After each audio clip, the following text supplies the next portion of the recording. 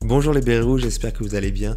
Par la grâce de Dieu, on se retrouve sur un nouveau concept à partir de maintenant. Chaque week-end, on va se donner rendez-vous pour le débrief de la semaine. Il s'agira de revenir sur les différentes actualités des 7 derniers jours avec un regard et une analyse biblique et chrétienne. Aujourd'hui, on va parler des événements au Moyen-Orient, on va parler d'Octobre Rose et on va parler de la santé mentale. C'est parti. Alors, pour ceux qui auront suivi le discours de politique générale du nouveau Premier ministre français Michel Barnier, vous aurez remarqué une phrase qui a attiré particulièrement mon attention, je nous la mets ici. Les crises successives, notamment celle du Covid, ont eu un effet important et aggravant sur la santé mentale de beaucoup de Français et de Françaises. Nous ferons, si vous le voulez bien, de la santé mentale la grande cause nationale de l'année 2025. Michel Barnier est en train de présenter la santé mentale comme la priorité nationale en 2025. En réalité, il est courant que chaque gouvernement, par effet d'annonce, présente une mesure ou un sujet important comme priorité nationale. Ici, je ne suis pas en train de nous parler de politique, mais sur le fait qu'il est intéressant de voir combien le sujet de la santé mentale est en train peu à peu de prendre une importance prépondérante dans les sujets, dans les débats, jusqu'aux plus hautes sphères de la politique. En fait, depuis des années et notamment avec la crise Covid-19, s'est accru un sentiment de malaise dans la population française et notamment au niveau des jeunes. En résulte des statistiques de burn-out, de déprime, de pensées suicidaires ou encore de troubles psychologiques qui sont à la hausse dans une explosion indescriptible. Ce qui attire notre attention ici, c'est l'enjeu pour l'Église de pouvoir comprendre ce besoin et de pouvoir y répondre avec un message adéquat. En fait, l'apôtre Paul, par exemple, disait que l'une des stratégies efficaces, c'est de savoir s'adapter à son public, de le comprendre, de le connaître, analyser ses besoins et sa culture et de répondre stratégiquement avec efficacité et adaptation dans la forme. Il dira ainsi, avec les Grecs, je me suis fait grec pour gagner les Grecs. Avec les Juifs, je me suis fait juif pour gagner les Juifs.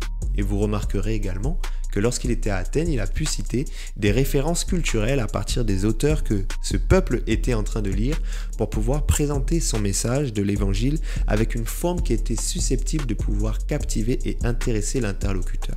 Bien sûr, le fond de l'évangile ne changera jamais, mais la forme s'adapte aux besoins de la société.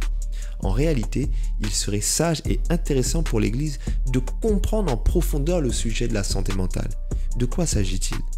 Il serait intéressant de comprendre quelles sont les solutions que la société met en place, que la société présente, de comprendre d'où provient la croissance de cette problématique et la cause de ce mal-être de la population. Ainsi, nous pourrons adapter notre message dans la forme, dans les sujets que nous abordons, afin de pouvoir cibler un maximum de personnes. En fait, c'est très simple. Si nous voulons évangéliser avec efficacité et gagner un maximum d'âmes, nous n'avons qu'à prendre la liste des inquiétudes des Français et de pouvoir travailler afin que notre évangile soit capable de répondre à ces besoins. Ainsi, l'évangile interpellera certainement beaucoup plus de personnes qui ne nous considéreront pas comme déconnectés de leur réalité. Alors, comment parler de l'actualité de la semaine sans parler de l'escalade de la violence au Moyen-Orient avec le Liban, l'Iran et Israël notamment, qui sont en train de se livrer une guerre de plus en plus violente et meurtrière. Ici, ce qui est important de dire, c'est que nous allons fêter demain le funeste anniversaire du 7 octobre qui était l'invasion du Hamas en Israël avec des événements terroristes affreux et s'en est suivi une réponse peut-être tout aussi atroce. Alors soyons clairs, il y a dans le monde d'autres guerres qui sont en train de se jouer, parfois même encore plus meurtrières vis-à-vis des populations civiles. Mais la lumière médiatique qui est mise sur ce conflit au Moyen-Orient nous permet tout de même de réfléchir tous ensemble sur cette question de la mort dans la guerre. Ce que j'aimerais dire, c'est que la Bible est très claire. Dieu a tellement aimé le monde qu'il a donné son Fils unique afin que quiconque croit en lui ne périsse point, mais qu'il ait la vie éternelle. Le seul moyen pour une âme de pouvoir être sauvée, c'est de pouvoir accepter Jésus-Christ comme Seigneur et Sauveur personnel. Ainsi, nous ne savons pas quand la mort viendra nous frapper, que cela soit par une maladie, que cela soit de cause naturelle, comme on dit, que ça soit dans un accident de la route ou que ça soit dans la guerre. Chaque âme qui meurt sans Jésus n'aura pas un accès dans la félicité éternelle, ce que nous appelons le paradis, mais plus exactement la nouvelle Jérusalem céleste. Ici, j'aimerais nous sensibiliser sur l'importance de ne pas rester indifférent à ce qui est en train de se jouer. Chaque âme qui meurt dans ces endroits est bien sûr un drame pour l'humanité, mais c'est aussi une profonde défaite spirituelle si elle n'a pas accepté le Seigneur Jésus. C'est pourquoi les chrétiens ne doivent pas rester dans une indifférence passive par rapport à ces événements. Les chrétiens ne doivent pas non plus rester que dans une critique géopolitique de ce qui est en train de se faire, mais se lever premièrement dans un mouvement d'intercession pour prier pour un réveil spirituel, mais aussi réfléchir à des stratégies d'évangélisation efficaces pour nous permettre de gagner un plus grand monde. L'idéal, bien sûr, c'est que des missions évangéliques puissent se rendre dans ces endroits, mais à défaut, que cela puisse au moins nous interpeller sur le fait de prêcher l'évangile, parce que la mort peut frapper à n'importe quel moment, que ce soit par des guerres ou que ce soit par d'autres raisons. Toute âme qui meurt sans Jésus ne sera pas sauvée. Le piège, c'est que nous sommes gavés d'informations statistiques sur le nombre de morts, le nombre de blessés, enfants, femmes, civils et soldats, sans prendre la mesure de ce que cela représente en termes d'âme. Alors moi, la chose la plus simple que je t'encourage à faire pour pouvoir bien comprendre, c'est de comprendre la population et le nombre de personnes qu'il y a dans ton bâtiment. Imagine que tout ton bâtiment est détruit et que tout ce qui s'y trouve décède sans avoir accepté Jésus.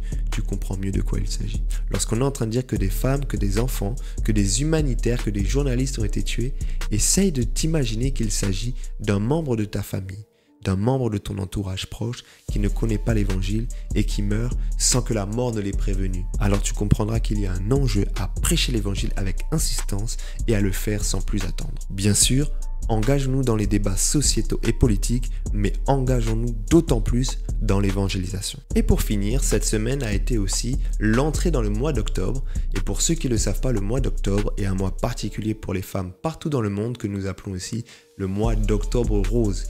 Octobre Rose, c'est quoi? C'est une campagne de sensibilisation mondiale pour le dépistage et la prévention du cancer du sein et aussi pour les récoltes de fonds pour faire avancer la recherche. Le symbole de ce mois, c'est le ruban rose. Alors, moi, je n'ai qu'un câble jack, mais je le mets en guise de soutien.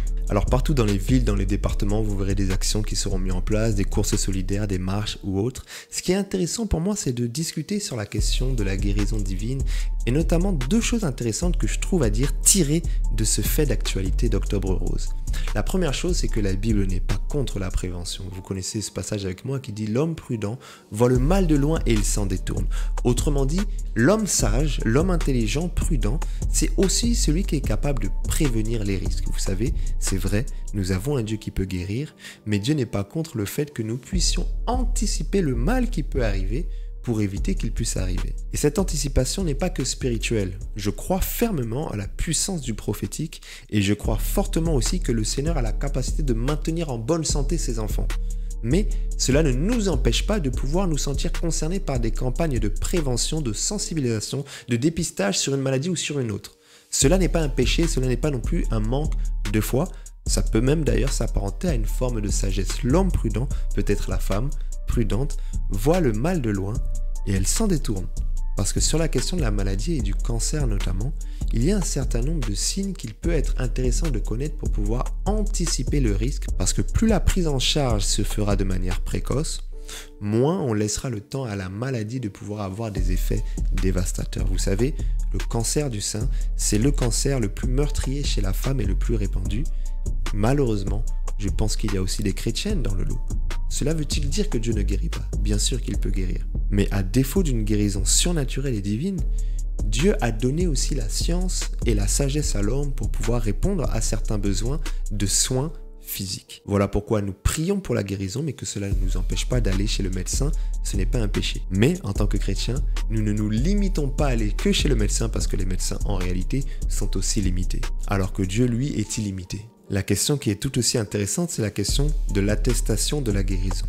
Vous savez, lorsqu'on est malade, le Seigneur peut nous guérir, mais il n'est pas contre le fait que nous puissions tout de même vérifier la guérison, authentifier la guérison auprès des professionnels appropriés.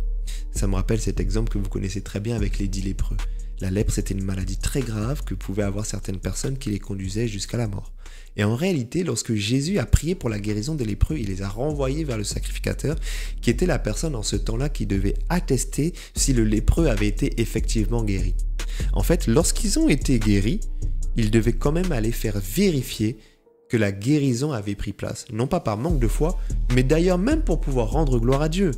Vous savez, lorsque nous sommes dans ces campagnes de prévention, de sensibilisation ou de dépistage, un chrétien qui croit véritablement que Dieu l'a guéri, que Dieu le soigne, que Dieu le protège, n'est pas mal à l'aise avec le fait d'aller voir un médecin qui pourra authentifier cela d'un point de vue médical. Le Dieu qui guérit, c'est un Dieu qui guérit afin que même les médecins puissent le constater. Donc il n'y a pas un moment donné où on peut sentir des douleurs dans son corps, on peut sentir des pathologies dans son corps et se dire « Je pense que Dieu m'a guéri, la douleur est encore là, je n'ose pas aller voir le médecin. » Non, non, non, si Dieu a guéri, il a guéri. D'ailleurs, Luc était médecin. Il était un grand évangéliste, mais il était aussi médecin. Autrement dit, la médecine et la foi ne s'opposent pas forcément. Alors à toutes les femmes, mais aussi à tous les hommes qui peuvent sentir des douleurs dans leur corps, priez que le Seigneur puisse vous guérir. Je crois qu'il est capable de le faire, mais allez aussi faire authentifier la guérison auprès d'un médecin. Cela vous sera salutaire. Voilà, on est à la fin de cette vidéo et de ce survol rapide de l'actualité qu'on aura donc, comme nous l'avons dit, chaque semaine. Alors si ce concept t'a plu et s'il a été édifiant pour toi, moi ce que je t'encourage à faire, c'est de me le dire en commentaire afin de pouvoir m'encourager à continuer. Et tu peux aussi t'abonner, activer la cloche de notification si ce n'est pas encore fait. Béret rouge, repos.